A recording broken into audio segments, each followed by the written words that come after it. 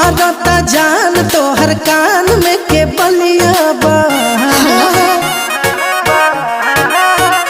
बट चढ़ल जवानी तो करब मन मानी, लगा के आग पानी में बनाएब कहानी।